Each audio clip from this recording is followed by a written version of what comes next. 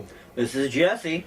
Hey, Jesse, how was your week? My week was pretty good. I found out that there is a new race of mutants out there, and I tried to get them to Canada for some strange reason. I bet they're really big fans Yeah. of Canada and the wonderful fart show from Canada. I can't believe I forget the name of that show. What? Terrence and Phillip? Oh my gosh. Yeah, that explains my week. So I feel though that in real life, if there's a group of mutants, I'm like, okay, guys, if you guys want to be safe, you guys want to not be hunted, we need to go to Canada. That every other mutant's like, now we're cool, we're fine here. No one wants to go to Canada. Yeah, so we're talking about Canada. We're talking about the big opener from this past weekend, Logan, finally open. No, it's been out like 3 weeks now. I don't know what you're talking 2 weeks? about. 3 weeks? It came out before Kong did. It just opened this past weekend. No, this week came out Beauty and the Beast. I know that because you've been singing the songs from the movie all week. Well, I don't know. Look at, have you seen Hugh Jackman in this movie? You seen this movie? I have seen this movie. I thought he was the Beast. I thought. Isn't that? He does not look far from the Beast. Not? Okay. All right. Well, my bad. Okay, so the big opener from a few weekends ago is Logan. Uh-huh. So let's look here on the tomato meter as it's coming up on the anniversary as to why we always look at the tomato meter now. Mm-hmm. The anniversary being the movie that really made me start looking at it because I found it so weird was the Batman Superman. And right. now, here we go. So here's the tomato meter for Logan. What do you think this is? Critic score first. What do you think that is? I know the critics really enjoyed this movie from what I remember, so I'm going to have to say 84. 84? Yeah. Okay. They give it a 92. It is certified fresh, so it should be making $100 billion trillion on at the box office. Since Rotten Tomatoes does now run the whole entire... Since they do, yeah, they seem it to. Seems like it. People go, oh my God, it got that on Rotten Tomatoes. I'm staying away from that forever, by God. Of course, they won't tell you they watch it on Netflix or something. Yeah. What about the audience score? What do you think that is? Audience score, I'm going to go higher. I'm going to say it's 96. 96, really? You know, it's 93. Really? You remember back in those days when we were younger? Yeah. And you could pick up a archaic thing called a newspaper. Yeah. You could look in it and go, the critics hated this movie you've been waiting to see. And my thought would be, thank God it's good. Yeah. The critics hated it, it's good. Right. God. Now all those tables have turned, and we talked about this on Blog Talk. I don't think we ever talked about this on this, so I just thought it was a good opportunity to bring that up. Right. Now it's all spun around that people are like, oh, the critics like it. It must be good, I gotta go see it. I don't know when that happened, and that kind of freaks me out. Unless you have anything to add to that, we can move on. Yeah, I mean, I think we've said enough about that previously. On Blog Talk. So go to our Blog Talk archives and find it. Because it's there. I swear we did a whole show on it or something. Yeah. Or half a show, something. Until Blog Talk. As long as Blog Talk keeps our archives. That's right. Yeah. My problem here, and I guess this is something that when we get into the movie too, because of course spoilers will be... Yes, we're going to spoil, and if you haven't seen it by now, you're probably not going to see it, and you're probably waiting for Netflix or whatever your streaming of choice is. So I want to play a game, and I'm going to call it 10 questions. Oh, good Lord. Because I have a lot of questions about this movie. You know that I didn't work on this movie, right? Okay. Right. But I mean, these are just plot elements and story elements that okay. I need help with. Let me just say this. I enjoyed it. I thought it was pretty good. Yeah. I was the opposite end of that spectrum. I didn't hate it, but I believe when I walked out of the theater and you said, how'd you like it? I went, meh. Yeah. I thought I thought it was a pretty good swan song for Hugh Jackman as Wolverine. Now, having said that, I have zero love for the X-Men characters in the comics. Zero. I won't ever read a X-Men comic book. I've said this before many times. We're talking about an X-Men movie finally. I'll never read an X-Men comic book. I did try. Yeah. Couldn't get into it. Yeah, I mean, here's the thing with me, is that I don't read comics based on characters, or I read it because I like the writers. Like, if Ed Brubaker writes a comic, I'm going to read that some gun right there. Or Garth Ennis, or Brian K. Vaughan. You know what? I'll tell you this. Maybe the only way I'd ever read an X-Men book is if Scott Snyder wrote one. See, if Scott Snyder writes it, you're reading it, yeah. Because it was wonderful from Batman. His treatment of Batman and Superman were brilliant. Oh, yes. Yes. So I guess I'm the opposite in that way. If I like the character, I'll give the book a try. Right. I mean, I go for the writers because I know that there's styles and things that I like. Like, I read The Old Man Logan because Mark Miller, even though I don't love Mark Miller, he always does something a little bit interesting with his writing, and it's always weird, so it's like, okay, I like weird, and I'll always give it a chance. I wasn't a big fan of the Old Man Logan comic book that this is partially based on. I mean, it's partially based on 4 different distinct comics. Old Man Logan, Weapon X, the X-23, which is what the little girl's called, and things like that. But my first question for you is the R rating. I know Hugh Jackman was like, I want to take a pay cut, I want it to be R. It has to be R. Did it need to be R? Really? I don't know, probably not, but I mean, when you have a character like Wolverine that has those claws, Yeah. you kind of want to see something happen with him. Right. And all these movies, I mean, you never really... It's all implied. I mean, you might as well do it. Yeah. So, that didn't bother me. Because to me, like, we've talked about this before, that Deadpool becomes a big hit. In fact, there's, at the beginning of the movie, I don't even know why it's there. There's a Deadpool. So, yeah, let's talk about that. I could have done without that. Yeah. You cut that out, take that out. It doesn't need to be there. Now, having said that, I'd rather that be in the beginning of the movie than an end credit scene. Right, but see, here's my problem with it. It has nothing to do with the movie itself. Or that was fanboy service. Yeah, it's fanboy. That's all that was. Totally. And I feel like the R rating was just like a reaction not only to that, but like fanboys are like, Wolverine needs to be R. Well, I don't know. Hugh Jackman's been saying that for a long time. This isn't, Yeah. I mean, I know I first remember him talking about that with X3. Okay, but see, here's the thing. Wolverine has been in the comics now for like, what, 40 years or something like that? He doesn't cuss in comic books. He's just a tough guy, and people like him. So, I mean, but they don't need to hear him. This speech here that I'm giving, I'm the last person in the world who should give it. Vulgarity is... Yeah. I love it. One of his favorite movies, Goodfellas. Yeah, I love vulgarity. I love it. When it fits. When it perfectly fits. I mean, he doesn't... Mm-hmm.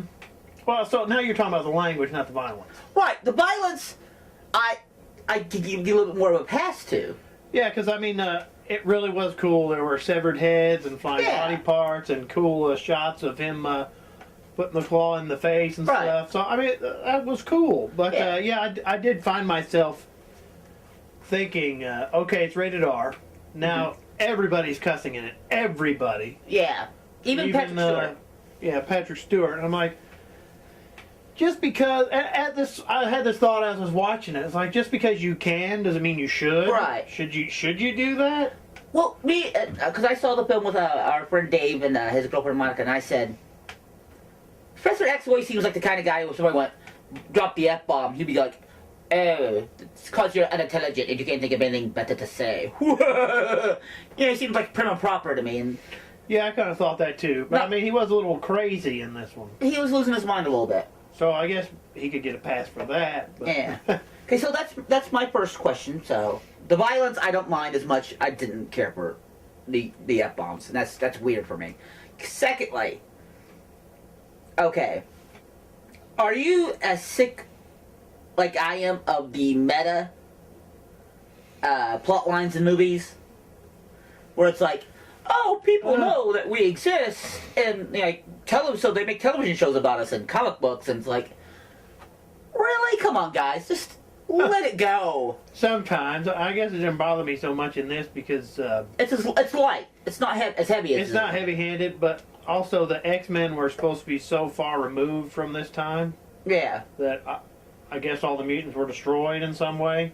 But, I mean... Which they talk about. But so, I mean, it seems like it actually seems like something people would actually do if that happened. That they would actually take those characters and make them into stories. I mean... I know this isn't the same, but I mean, take the Greek mythology, the Greek gods. Yeah. They still do that. They make them into movies and stuff. So even as far as... That didn't bother me so much, but I can see, yeah, it wasn't needed. It would have been... But they used it as like a plot point to the movie where like, oh, we're going to go find Eden. We got the coordinates from a comic book. And Wolverine says, hey, those comic books are written by people who don't know what actually happened. And we never saw Eden, so this never actually happened to us, so how do they know about it? Yeah. But then, when it does happen, yeah, somebody knew something. Yeah, it's one of those weird things that if it works, it works, you know. But if it's really an integral part of the movie, it works. But it didn't need to be there. They could have done the same thing without having that comic book in there. They could have, yeah. And I know they're like, oh, it just makes it more interesting. It doesn't. It doesn't. So that was a problem. That I had. My third question for you is, okay, why was Canada safe for the mutants? Because they were... I don't know. You would think they would be going to Belgium. Right. Well, I mean, but even Belgium shouldn't have been safe for them because they weren't being chased by a government entity at all. They were being chased by a corporation, Transigen. Yeah. And now, I don't know about you, but 90% of companies now are global. Everywhere. Yeah. So, it would seem to me like nowhere is safe. Mm-hmm. I mean, it didn't seem like those guys who were... They didn't explain why Canada was safe. I just went with that. Yeah. I mean, those guys who were chasing them down, they didn't really seem like they cared about laws all that much. No. So... I don't know, that Boyd Holbrook, he really fought to bring down Pablo Escobar. Yeah. Yeah, but that's good stuff, you know. Yeah, I was really waiting for him to ask about Escobar. Like, there he is. When's he going to go chasing after Escobar? Who cares about these mutants? Here's the problem. I liked him so much in that show that when I saw him, I automatically like him. Like, I like that guy. I hope he gets them all. I hope he rests all of them. Why are they making him the bad guy? Yeah. He helped bring down Escobar. Yeah. So, that to me was... and if you haven't seen that show, it's a really good show. Yeah, watch Narcos. Check that out.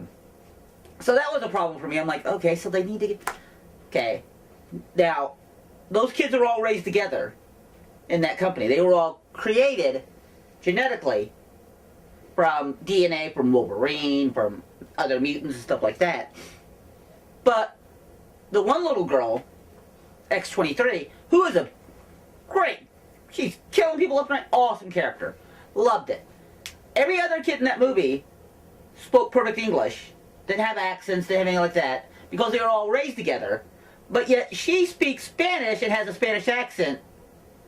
I don't remember that enough to... How did she develop a Spanish accent being raised with all those other kids? You had to be around people with that accent, right? They were all raised by Spanish women. Were At least they were all in the wombs of Spanish women. But none of the other kids had that... I don't remember that enough to... Right. Let me, see. No, it doesn't say anything. It just says it's 2029. They're isolated. They're, yeah. Okay. So, I mean... I guess that, that was a problem. I mean, it wasn't a problem, but it just didn't make sense. I don't really care about it one way or the other. I mean, God bless her. Although there is that one scene where I thought, man, this kid's a jerk. When she's sitting in the truck and he says, I can't understand you. Shut up. Shut up. Because she's, for the first half of the movie, she's mute. So he thinks she's mute. Then he goes, you can talk? And she's speaking Spanish. She goes, I don't understand you. I don't understand you. And then she starts speaking in English. Like, kid, what the hell? Yeah, really, kid? This could have been a lot easier. Yeah. Well, I mean, really, all Logan wanted to do was buy a boat. And, yeah. And go live on a boat. I mean, come on. He just wanted to be left alone. He wanted to take Charles with him. or he wanted Charles to die, and then he would go on the boat. Yeah. But Caliban, played by the miraculous Stephen Merchant, God bless him. Merchant. Loved him in that movie. He's like, you're not taking me. I can't live on a boat. I can't be out in the sun. Which I thought was, he was a cool little character. But I also, my other, like, major problem with the movie, it's like, okay. So, they have X-23, then they create X-24. And X-24 is picture-perfect clone of Logan. Yeah. The only difference is his head. He's got like almost. He's got weird hair. Yeah. I think they only did that to make him look different. And he still has the adamantium skeleton and all that, so he has everything that Logan has. So it's like, we need to find X-23. I'm like, why? You got X-24. He's the same damn thing. Yeah. There's no reason for you to chase after her unless you're like, we want to cover our tracks. We don't want to look like we're, you know. And I think that's what they were doing, wasn't it? Because all those kids did escape. Yeah, but see, here's the other thing, though. How was the process different for X-24? Those kids all had to be born, right? Wouldn't have. So the process changed when they created him, or? I don't know. Maybe X-24 was like a Bizarro or something. He was, I don't know. Yeah, and I that one guy was the only one who could control him. Yeah, that's what it And I love that when Boyd Holbrook's like, he killed your boy! He killed him! Get him! And like, he pissed the guy off. I'm like, Boyd Holbrook, you've done it again. You won my heart again. So I thought that was a weird thing. But what I even I don't understand also the addition of, because it kind of seemed like they're making a big deal of that company, the Sugar Cane Company, or whatever it was called, I can't remember the name of it, but they were on the sides of those trucks as they were driving by. They showed commercials for them. That Eric LaSalle, who was a farmer, was having trouble with the company. And it's like... Oh, was that connected? Yeah, I mean, like, they kept building up, I'm like, okay, I thought Nothing happened of that either. I thought they were planning on saying, oh, and they're also part of transgen. It's like, oh, okay, something like that happened. That whole family died for nothing. Yeah, I mean, I don't know what Professor X is thinking. He's like, we're being hunted down by a group of military Let's people. stay in this farmhouse with this family. Yeah, for a couple of days so they can find us and kill us all. And kill everyone. And they did. They killed did. them all. Yeah. And I was like, okay, this is stupid. Why is he... And you know, when we kept telling him, he's like, we gotta go. He's like, oh, let's rest. Let's rest. And it's like, at one point I just wanted Xavier to go, you know what? Kill me. Just take me out. He should have. Make it easy. He should have put him out of his misery. Yeah. And Professor X finally does die. Yes. That's the second time he's died, so good on him. Yeah. So good on him. Yeah, because he died in X3. But he's back in this movie. Which, the Days of Future Past was supposed to change the timeline. Now it's all part of a different It didn't timeline. do much. Because it's all still stupid. Yeah. Time travel and... is always it's always paradoxes and bullcrap. Because Apocalypse was stupid. Oh, Apocalypse was horrible. This was much better than Apocalypse. It was, yes. So the end scene of Apocalypse, was that this? What do you mean? The end credit scene where the moron guy in a suit runs down a hall and picks up a stupid ass suitcase and some vials? Maybe. Because I just remember watching that going, that is so stupid. And I was thinking about that. I'm tired of Weapon X. Yeah. That's all they do in these stupid ass X-Men movies. Yeah. X-Men movies. I call them stupid. I'm sorry. Yeah. I do like a couple of them. That's all they do in these stupid X. Let me clear my throat. They go on and on about Weapon X, and for me, somebody who's never read the books, I don't care about the characters. I like some of the movies. All I get from these movies is the only cool thing about X-Men is Wolverine and Weapon X. Because Storm seems really stupid because she doesn't do anything. Right. Except control weather, which could be cool, but they've never done anything cool with her in the movies. Yeah. Cyclops seems really, really stupid because they've never done anything cool with him in the movies, in my opinion, either. All right. The little Marvel Girl or Nightcrawler. He seemed cool. Yeah. But they only used him once, really. Yeah. I mean, there's a whole other. I don't know. Jean Grey. She really didn't do much in the movies, in my view either. It's all Wolverine, all of them to me. Just every single one of them have been around Wolverine, which I guess you want to play to your strengths. Hugh Jackman's really good in the role. I enjoyed watching him in the role. Wolverine is cool, but you got all these other X-Men. None of them are cool. Not a one of them. That's what I get from it. I mean, I read Grant Morrison's run, and I enjoy Grant Morrison's run on X-Men. One of the things that he really did that I thought was cool is that Cyclops is always... If Cyclops was a part of a comedy group, he'd be the straight man. He's the guy who runs things. He's the guy who's the leader. He's the guy who gets things, makes things. But you never actually saw how wearing that could be on someone. Like, always got to be like the Big Brother. Like, I always got to be, in charge of these lunatics. Because like in Grant Morrison's run, you can see that starting to wear on him, where he sees like this mutant, and he's been tortured and he's dying, and like Professor X in this movie, he just takes off his goggles and blows the guy's head off, put him out of his misery, which is what Logan should have done with Professor X, is put that guy out of his misery. Or at least have Caliban do it. Caliban, go kill him. I can't do it myself. You go kill him. Now there's a lot of other, because I asked our friend Dave, and I've asked other people who read the comics, like, well, what's this? What the hell is this all about? And I was like, adamantium. Oh, yeah. And I've read comics where Wolverine and Captain America fight. And he tries to hit Cap, but Cap blocks it with the shield. According to this movie, his claw should have went right through that shield. Yeah. But they don't, because metal doesn't work that way. You know what I mean? Metal when two equal forces hit, they just collide. They don't break one another. You know what I mean? Yeah. And in this movie, adamantium kills adamantium. Yeah. Which didn't make any sense to me, but I mean, I kind of thought that was odd too, but I just went with that. I mean, I think what you were able to suspend your disbelief a little bit more than I was. I mean, I think one of the things is that people, and this is my fault, is they ever have somebody, oh, this is a great movie. I never told you it was great. I know, but other people. Good. And like Rotten Tomatoes, 92%. King Kong has 78%. King Kong is better. And King Kong is a lot better than this movie. But yeah, 92% of people keep telling me how great it is.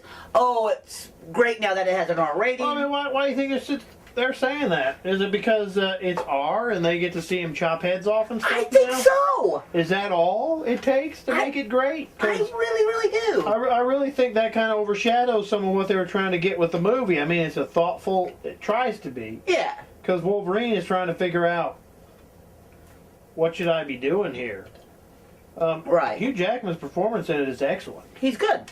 So, I'd say go see it to see him. Yeah. Patrick Stewart's pretty good in it, but I mean... When isn't he? He didn't really need to be in it. Right. I mean, his character is not that... I guess it gives, I don't think if Professor X is there, that little girl comes to Wolverine, he's like, hit the bricks, kid.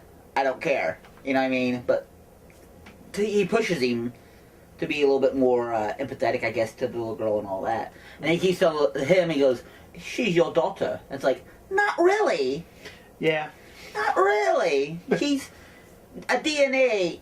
They think it's DNA made a little girl out of it. Mm-hmm. She's basically a clone. That doesn't make him, they just made it into a female. Doesn't mean it's his daughter. You know what I mean? Yeah. And the director of this film, who I don't think is a great director by any means, James Mangold, he really wanted to get the R rating. Because he was like, well, that way we can tell the adult story we need to tell. I'm like, That's why there's PG-13 ratings. Yeah, I mean... That's why that rating was created.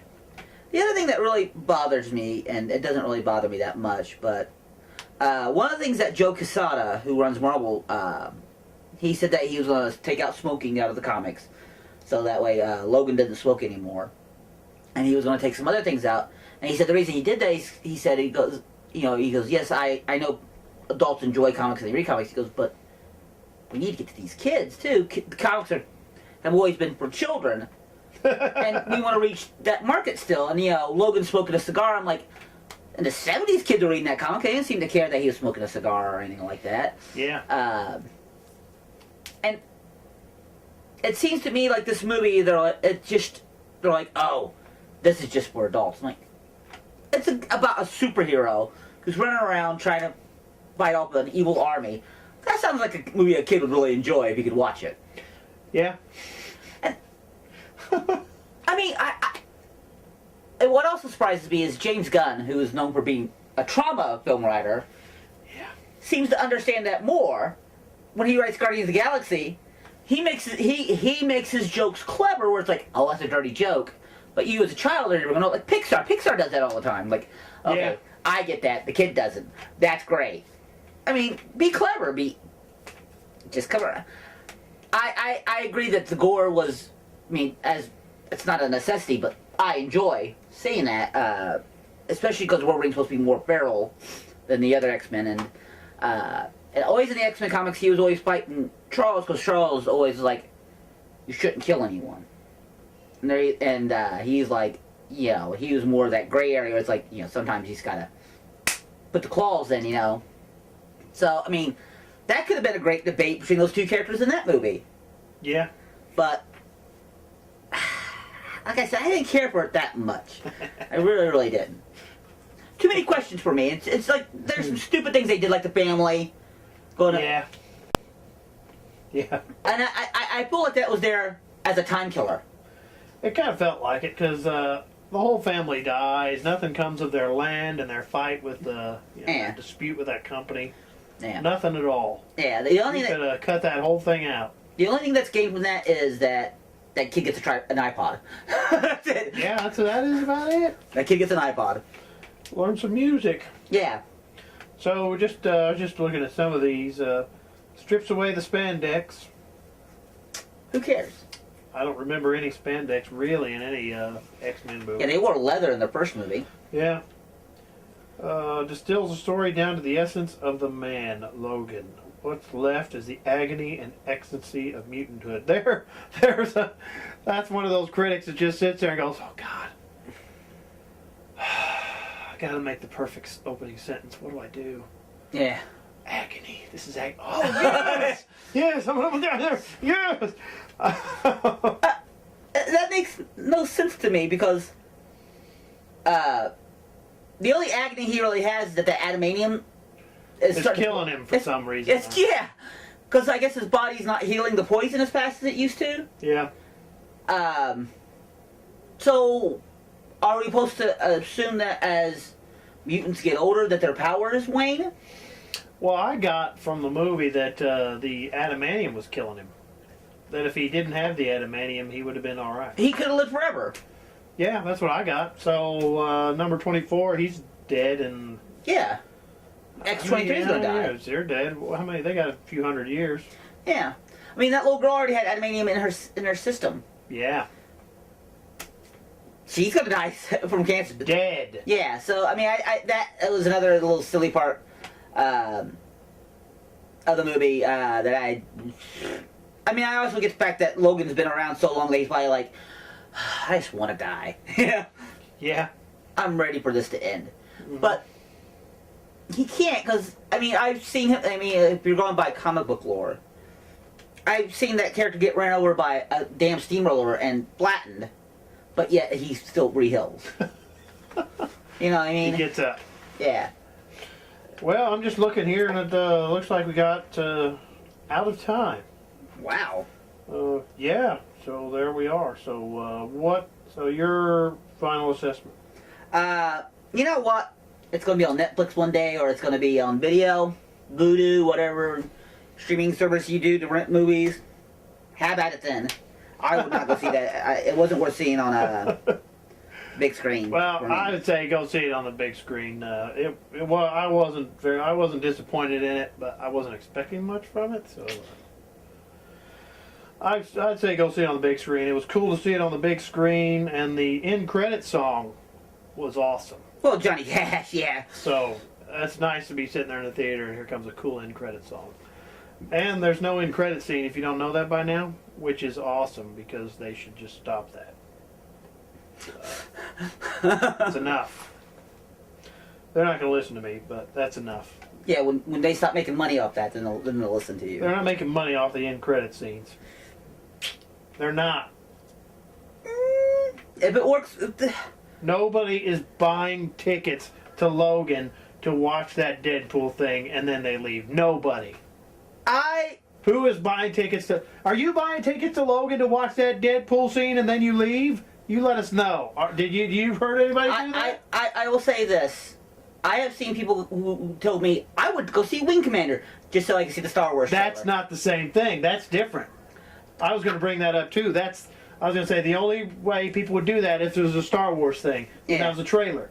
And I remember when Meet Joe Black came out, they ran that trailer twice. Yeah. That was the Phantom Menace trailer, the first Star Wars movie since Jedi. All right. They ran that in the front and they ran it after the credits because of the demand. But that's different. That's not an end credit scene. That's a trailer. Right, but I kind of feel like that Deadpool is a... It is. It's more of a trailer than it is anything. It's different. I wonder what was the discussion. Should this be at the end or can we put it at the beginning? Where does this fit? I wonder what the discussion was. I mean, honestly, if we're going to discuss whether it fit, it didn't fit at all. No, I'm talking about the people that put it together. Yeah. Me, I wouldn't put it in there because it didn't need to be there at all. To me, that takes away from Logan a little bit. Yeah. Deadpool's his own thing. Leave him over there. Yeah, This is not a crossover movie. He's not going to pop up in it. He's not going to bury Logan at the end of the movie. No. Why is he even there? In fact, it's for those fanboys who love I got my fanboy stuff too, but this ain't one of them for me. I would even say that they're even suggesting even more so that Deadpool and Logan aren't in the same cinematic universe. They already are. They've already had a movie together, and I know nobody liked that. I didn't really like that movie either, but they've been in a movie together. Move on with your life. Because if you see the movie theater, it says Logan. It's like, so what's going on here? Does that mean that the movie Logan exists in this world too? Yeah. Does that mean that he's in 2030? All right. Yeah, we'll just stop it right there. Okay, so yeah, we'll be back next week with some more fun. All right.